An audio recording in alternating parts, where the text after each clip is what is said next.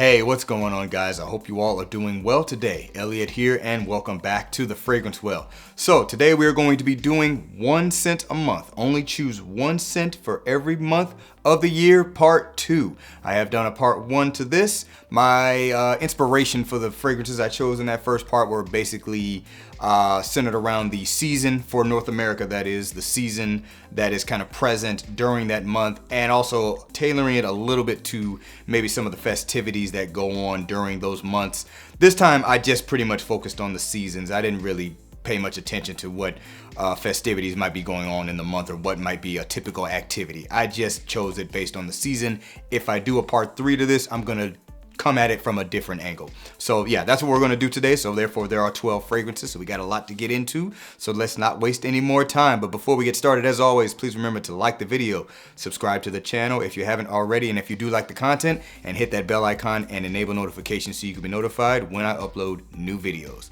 Let's get into it.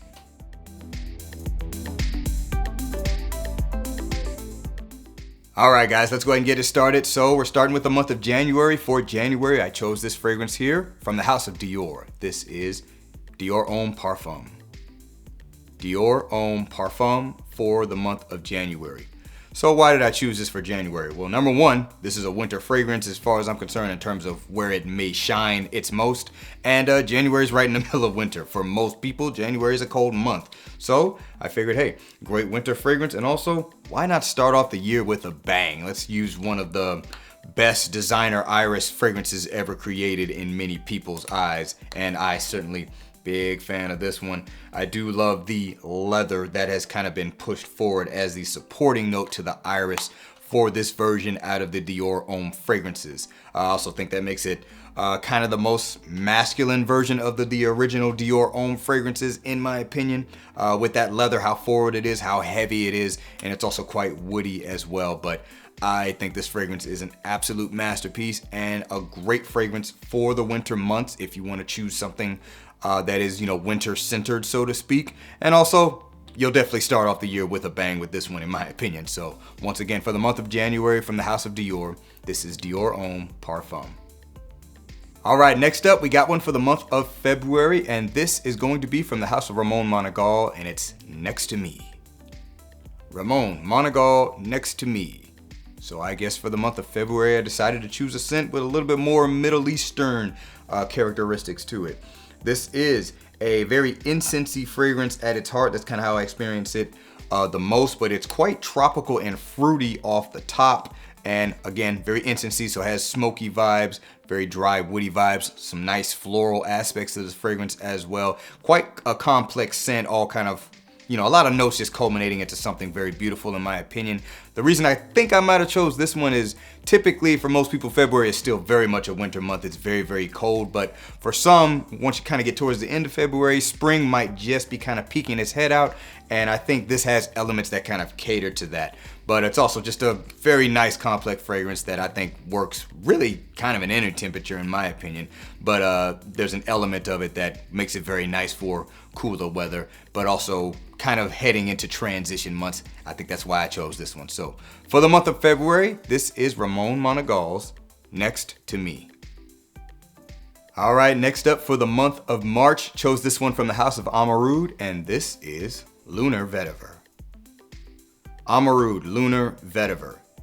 So for the month of March, spring is at least starting to come in for most people, and I don't know, I just said, hey, I want a vetiver scent for that. So I went with this one. I had a few could have chose from, but I just chose to go with this one. What's interesting about this one is it's got a very kind of fresh and spicy aromatic nature to it. There's a lot of sage in this. There's a heavy dose of tobacco flower, which has a very distinct smell, very heavy in this fragrance, kind of mixing with the vetiver that this has. Powerful scent, has a little bit of a soapy, clean vibe to it, so to speak. And it is balanced out with a good amount of sweetness, but it's not overbearing and not too cloying or anything like that.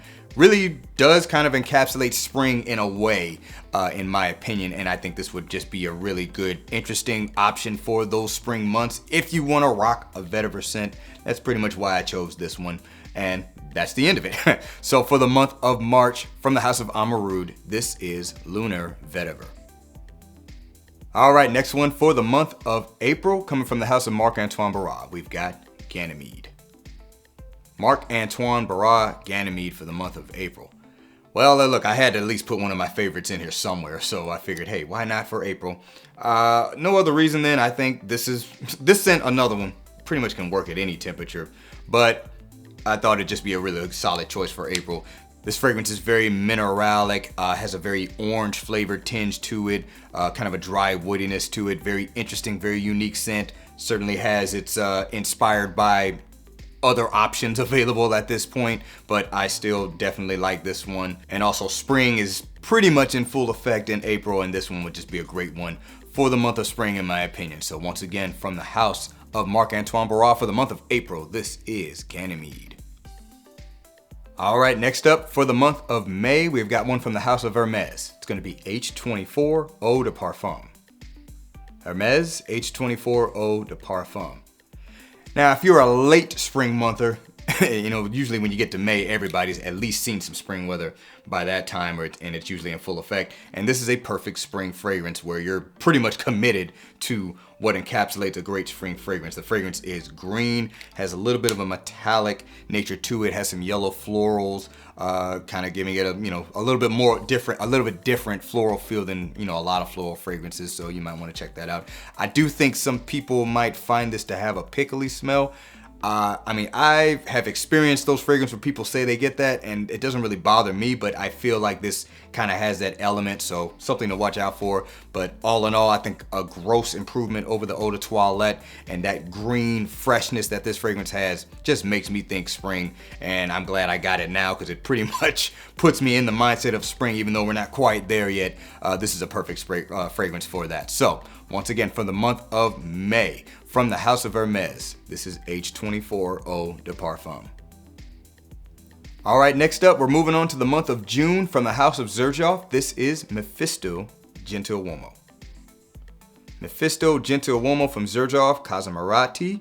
And once again, that's for the month of June. At this point, pretty much getting ready for the summer. It's time to get into that summer mindset, and this is a lovely summer fragrance indeed to me. You got a mixture of citruses, kind of the trifecta of lemon, lime, and grapefruit, mixing with a lot of lavender in this, so giving it kind of a almost spicy aromatic edge to it. You kind of got this heart of just a great floral mixture. I think there's rose and iris and might be one other one, I can't remember which one right now. And then you have a pretty big, heavy, musky, ambery base to the fragrance. Smells very gentlemanly, kind of smells like a fresh barbershop scent. I think that was the inspiration for this fragrance, and I love wearing this when it is hot out. It just really cuts through the heat, so to speak. It smells very gentlemanly, it's very classy and very lovely, and I think it's a great fragrance for the month of June. So once again, from the house of Xerjoff, this is Mefisto Gentiluomo. All right, moving on to the month of July, from the house of Nishane, we have got Wulong Cha.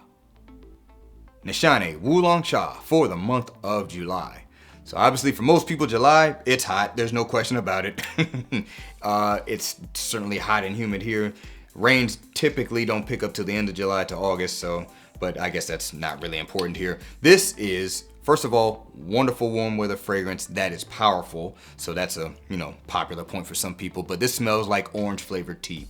Very simple in that aspect. You also have some fig in here to kind of give it a creaminess. It's a very bright and sharp fragrance where if you spray too much, it could just be, kind of piercing, but overall very relaxing scent. Smells amazing when it is hot out. Very calming scent, but also very appealing at the same time. Wonderful fragrance. Would have no problem wearing this throughout the month of July. So once again, from the house of Nishane, we have got Wulong Cha. All right, next up, coming from the house of Orto Parisi for the month of August, we've got Bergamask. Orto Parisi Bergamask for the month of August. Let me just say this. Here in Central Florida, August is when the humidity typically will always be in full effect. It's like 100% almost every day. So I just want something that will cut through that and also give me a little bit of lasting power, because I know for me, when it's really humid out, a lot of my fragrances sometimes they just kind of wear off, a lot quicker than they may do so otherwise. This one is one that I think can kind of withstand that abuse, so to speak.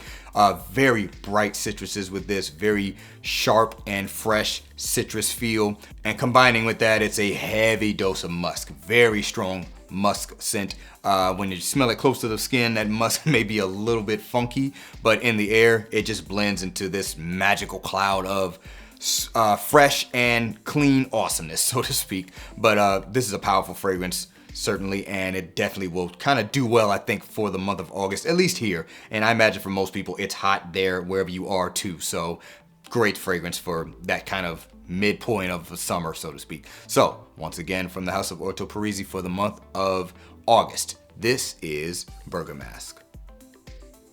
All right, moving on to the month of September. Fall is starting to roll in. From the house of Mansera, this is Hindu Kush.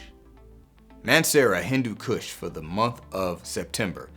So, transition month, obviously. We're moving away from summer into fall. It's slowly starting to cool off. I figured why not go with a nice, spicy, woody fragrance like this one that's not too heavy.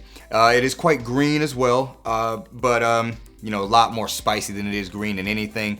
Definitely woody. Cannabis accord in here, just kind of giving a characteristic. It doesn't really smell like cannabis outright to me, but yeah, this fragrance I think is perfect for a fall transition where you want to get into something that, kind of brings out the spices and the woods, some of the heavier notes, but the fragrance in and of itself is not so heavy that you can't still rock it on those days when it's still warm. Typically September, you still see a lot of warm days and maybe it just kind of starts getting cool at night. So that's why I put this fragrance here in this slot. So once again, for the month of September from the house of Mansera, this is Hindu Kush. All right, we're on to the month of October, and this one's going to be coming from the house of Day 3 Fragrances. This is Filosofia. Day 3 Fragrances, Filosofia. So, even here in Central Florida, for the month of October, the fall nature of Florida, if you will, is kind of rolling in, but it still can be somewhat warm here. What I like about this fragrance is it gives me the tobacco, characteristic of a fragrance that, a lot of us really look forward to when the fall temperatures roll around or the fall season rolls around. But this one's not too heavy, so if it's still a pretty warm day, I don't have to really worry about this one just completely enveloping me, my senses, or others around. This is a very smooth tobacco fragrance. Slightly smoky tobacco, so it's not too ashy or anything like that. You have a lot of supporting kind of chocolatey notes, patchouli, cacao may be in here, giving the fragrance that base, almost giving it this coziness. There's also a lot of cypriol in here. Cypriol is a very interesting note. It's got a lot of characteristics to it. It can kind of have this woody patchouli feel, but I do notice it's in here because if it's used a lot, it's very recognizable. If you are familiar with the scent, I have another fragrance that does the same thing. But overall, I think this fragrance is just very cozy without being overwhelming if it's a little warmer out. So that's why I put it here in this slot. So once again, from the house of Day 3 Fragrances for the month of October, this is Filosofia. All right, next up for the month of November, we're fully into the fall months now. From the house of BDK Parfums, this is Gris Charnel Extrait. BDK Parfums Gris Charnel Extrait. I think this is a perfect fall temperature fragrance. I mean, easily. You got the spicy element there, a lot of cardamom in this. You've got a creamy aspect. There's fig in this as well. It's rich. It's a little bit sweet, quite a bit of vanilla and tonka in this, and it has some booziness to it as well. Wonderful, cozy fragrance, perfect for that time of year. I certainly feel you can't go wrong with this one when you're well into the fall months if you want a fragrance that kind of caters to that. So once again, for the month of November, from the house of BDK Parfums, this is Gris Charnel Extrait. All right, and finally for the month of December, closing out the fall, moving into the winter season. From the house of Tiziana Terenzi, we've got Ursa. Tiziana Terenzi, Ursa. I figured we started the year with a bang. Listen, why not end it with a bang? I mean, this is a very complex scent and not for the faint of heart, in my opinion. You gotta get your nose on this. Do not think this is one that anybody can rock. This is a leathery fragrance. Does have oudi aspects to it. It's very smoky, very incense heavy, but also has some dried fruits and some rum in it. I think this is a great fragrance for the month of December.